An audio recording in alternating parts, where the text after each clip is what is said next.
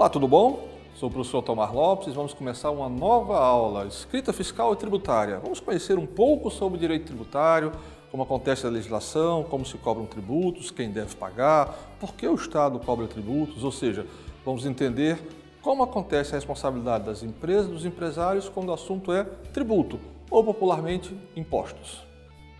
A Lei Maior e o Direito Tributário. Constituição Federal, Lei Maior, Carta Magna, Constituição Cidadã. Você já deve ter ouvido falar da nossa Constituição brasileira, promulgada no dia 5 de outubro de 1988, a chamada Constituição Cidadã, um momento democrático que trouxe novas ideias, novas propostas e que implantou algumas características fundamentais no nosso dia a dia, também no direito tributário, a questão dos impostos, a questão dos tributos, quem cobra, quem paga, como pagar. Isso é muito importante para a gente entender como funciona um princípio que a gente verá um pouco mais adiante, o chamado princípio da legalidade. E essa nossa Constituição de 88, ela tem alguns nomes, alguns apelidos, Carta Magna, Lei Maior ou Constituição Cidadã. Por isso, preste atenção, todo 5 de outubro você verá no noticiário uma comemoração, uma lembrança à nossa Constituição.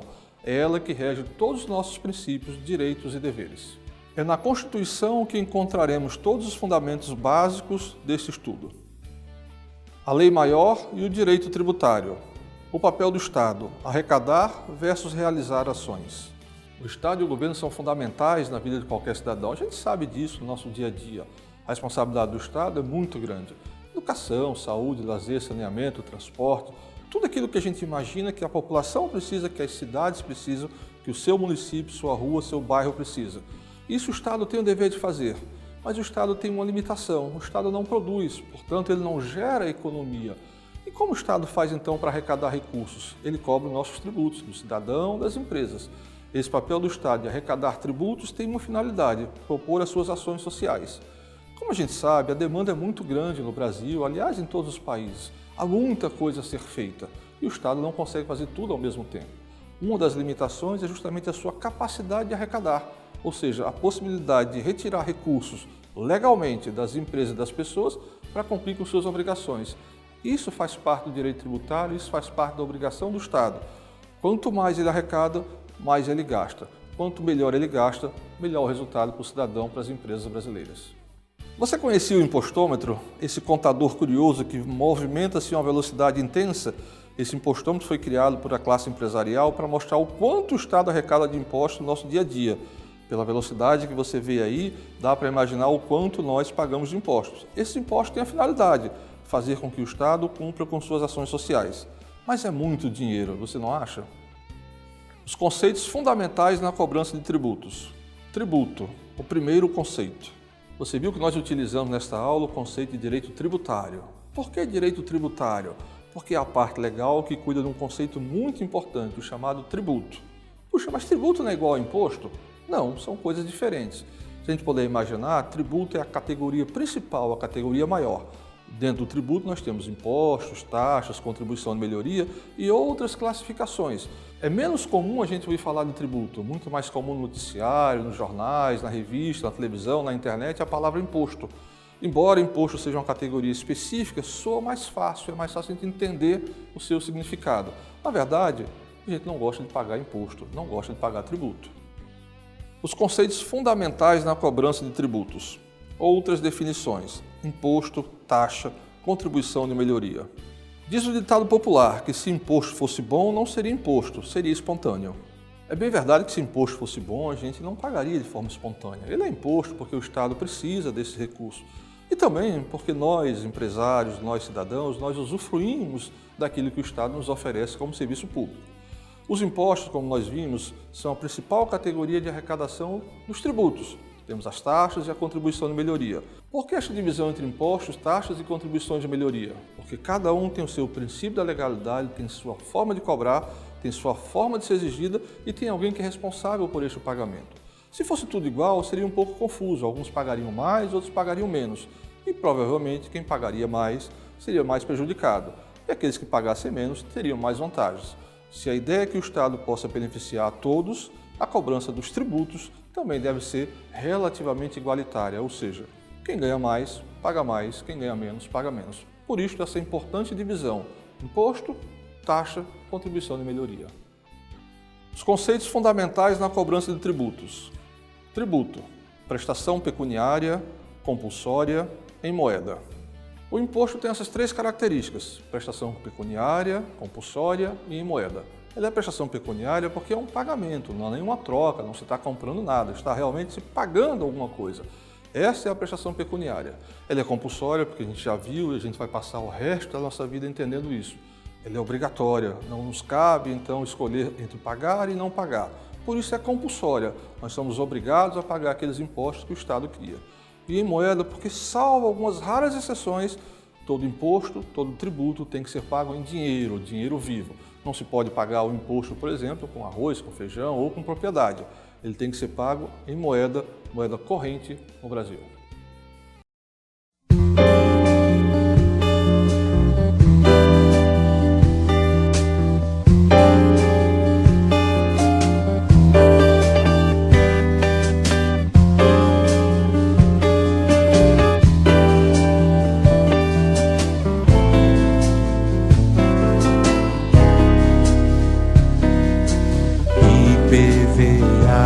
IPTU, CPMF Forever. É tanto imposto que eu já nem sei. ISS, ICMS, PIS e COFINS pra nada. Integração social, aonde só se for no carnaval. Eles nem tchum, mas tu paga tudo. Os conceitos fundamentais na cobrança de tributos. Tributo não é uma sanção, deve estar previsto em lei. É muito importante a gente entender que tributo não é uma sanção, ou seja, não é uma penalidade. O Estado não está cobrando um tributo, um imposto de alguém porque ele é maldoso, porque ele não quer contribuir, ou porque o Estado resolve implicar com aquela empresa, aquele cidadão. Não, não é uma sanção, não é uma penalidade, é uma contribuição para as ações do Estado, como a gente já viu. A penalidade que acontece para aquele empresário, aquele cidadão que não paga os impostos ou que paga atrasado, chama-se multa. A multa sim é uma penalidade, o imposto não, é aquela obrigação pecuniária que a gente já viu. Portanto, embora a gente possa achar que o imposto é muito alto, que está pagando muito tributo, na verdade a gente está pagando tributo, imposto em função da capacidade contributiva. Quem paga mais é porque pode mais ou porque tem um bem mais avaliado. Assim é o que acontece nas empresas. As empresas que têm maior lucro, evidentemente, pagarão mais impostos. As empresas que têm menor lucro, evidentemente, pagarão menos impostos. Por isso, essa ideia de que o imposto não é uma penalidade, é uma contribuição, ainda que seja uma contribuição obrigatória. Os conceitos fundamentais na cobrança de tributos. Fato gerador. Fato gerador tem um nome curioso, mas tem um significado muito preciso, muito detalhado e que é fundamental a gente conhecer, principalmente quem atua na contabilidade ou quem atua na área jurídica do direito tributário. O que é então esse fato gerador? É o nascimento da obrigação do tributo, ou vamos dizer, o nascimento da obrigação do imposto.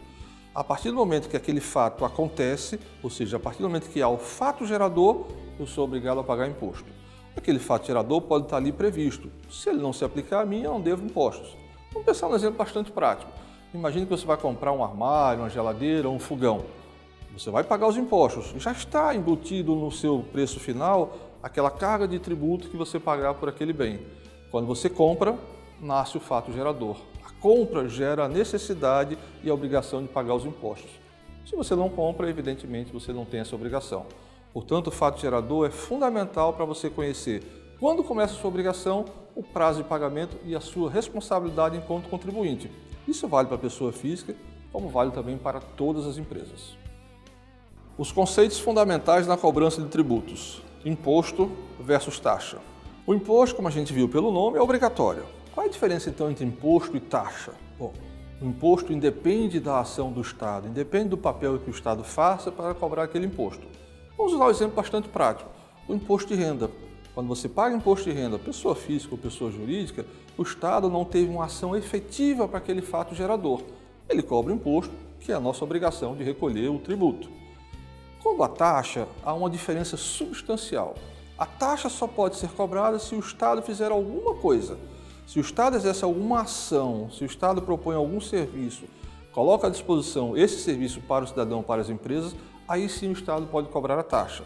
Portanto, é uma contraprestação de um serviço realizado. Um exemplo bastante simples, a taxa do Detran.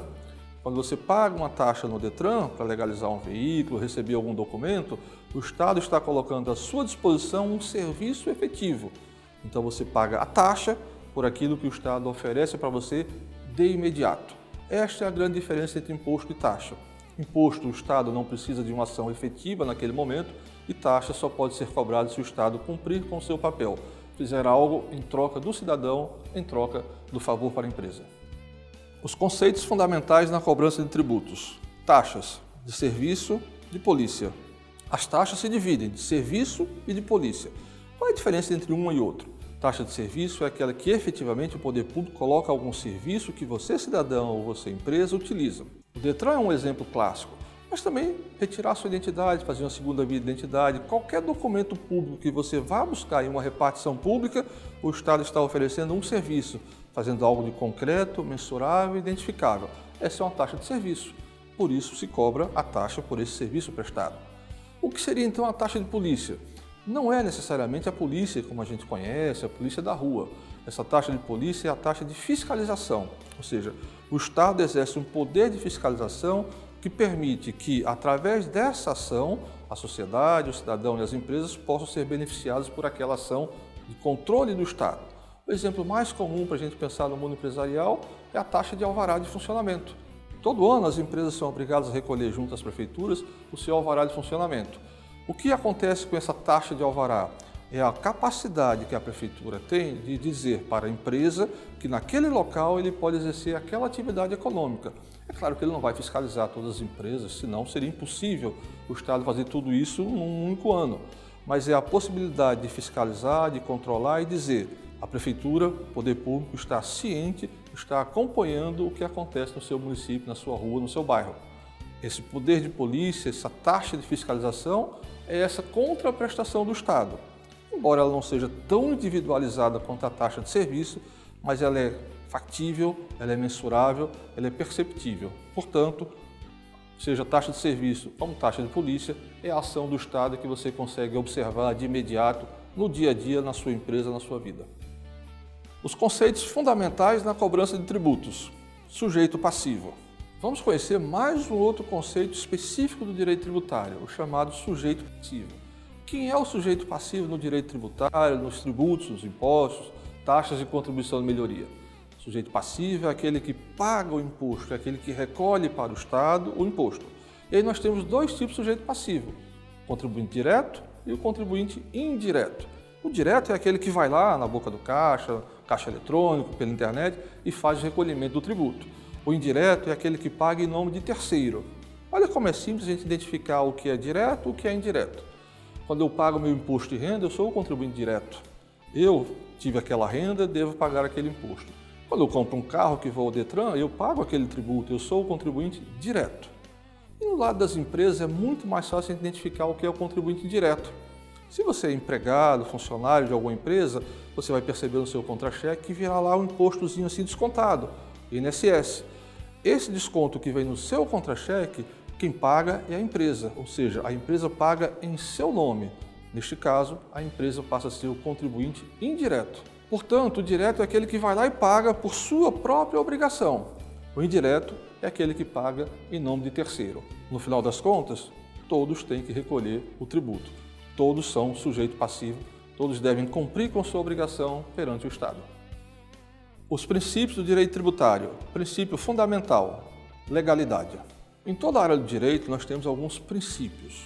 Isso vale para o direito tributário, direito econômico, direito administrativo, direito público, em todas as áreas, direito penal, aquilo que você imaginar tem os princípios. Os princípios são as regras que vão determinar toda a legislação que vai acompanhar aquela sua obrigação, aquele seu direito, aquele seu dever. No direito tributário, o princípio fundamental é o da legalidade. Por que é tão fundamental, é tão importante assim esse princípio da legalidade? Significa que, se não estiver na lei, não pode ser cobrado. E a gente precisa entender a lei, não somente o conceito de lei restrito. Lei, decreto, portaria, norma, ou seja, o arcabouço jurídico que o poder público, município, Estado, União, cria para regulamentar a cobrança de um tributo. Se não tiver regulamentado, detalhado, especificado, bem explícito na legislação, o Estado não pode cobrar aquele tributo. Se ele não pode cobrar, portanto, você não tem nenhuma obrigação de recolher. Esse princípio da legalidade é fundamental para garantir o direito do cidadão, o direito das empresas. O Estado tem muitas obrigações sociais, mas ele não pode sair arrecadando impostos, tributos de qualquer maneira. Ele precisa cumprir com o que determina a lei. É uma obrigação do Estado e um direito de cada cidadão, de cada empresa. Fique atento, se não está na lei, então é ilegal. Os princípios do direito tributário. Princípios: vedação do efeito confiscatório e retroatividade. Esses são dois princípios fundamentais que protegem a nós, cidadãos, as empresas. A vedação do efeito confiscatório, a gente já viu lá no começo da aula, o tributo não pode ser excessivo que se torne uma punição. O que significa isso? O Estado tem o poder de criar tributos, criar os impostos, as suas taxas, mas não podem ser muito elevados, senão é um confisco, ou seja, retira o seu patrimônio, retira o patrimônio da empresa. Ele tem que ser justo, tem que ser honesto, tem que ser proporcional à capacidade de contribuição, pessoa física ou pessoa jurídica. Por isso, o imposto ou o tributo nunca pode ser confiscatório, senão perderia o seu sentido. A segunda característica, que é muito importante também, é a chamada irretroatividade. O que significa isso?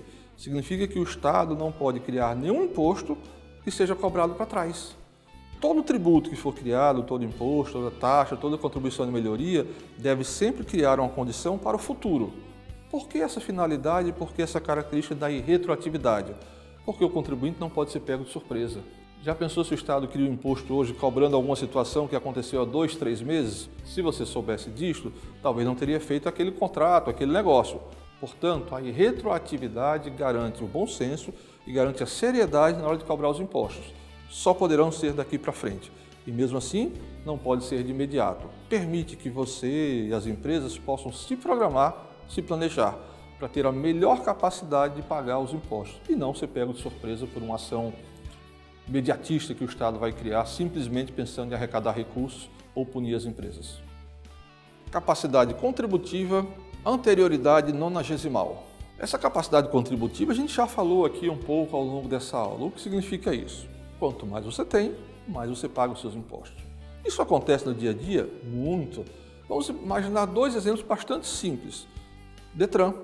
Quando você vai renovar a licença do carro, vai comprar um carro novo que vai registrar no Detran, o IPVA é tanto mais caro quanto é maior o valor do carro. Ou seja, se você pode pagar por um carro mais caro, o imposto tem que ser proporcional ao valor do carro. Quem pode mais, paga mais. Se o carro é mais popular, o imposto será menor.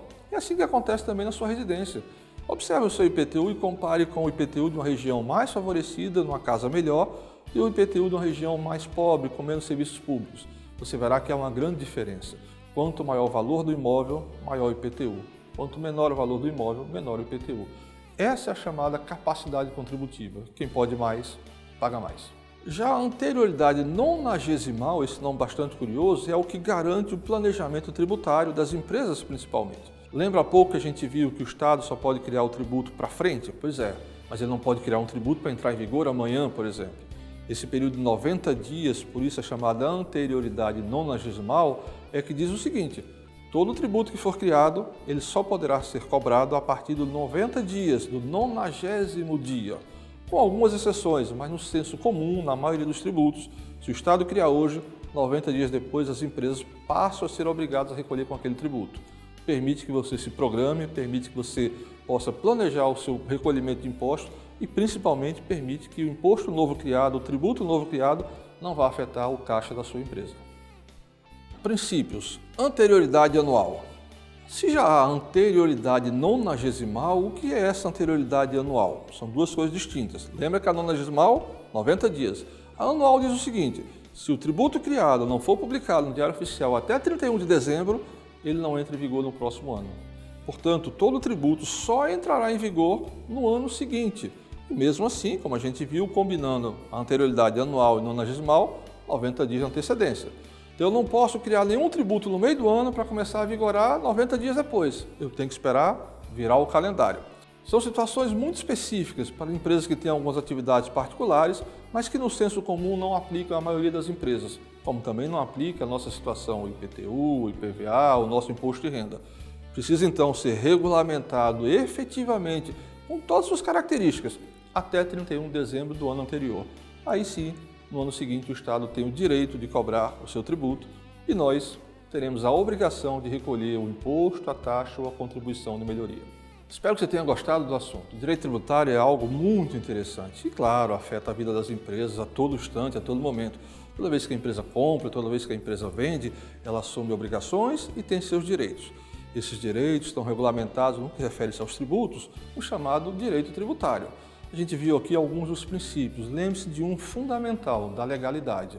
Se não tiver na legislação, se não tiver regulamentado, bem detalhado, bem especificado, a empresa desobriga-se de pagar aquele tributo. Por outro lado, se consta na lei, o papel da empresa é recolher o seu tributo, assim como nós cidadãos. Portanto, o direito tributário vai nos acompanhar enquanto uma atividade econômica estiver acontecendo. Não deixe de acompanhar a evolução, as mudanças e as novidades do direito tributário. Elas são imprescindíveis para que você faça a melhor gestão financeira da sua empresa.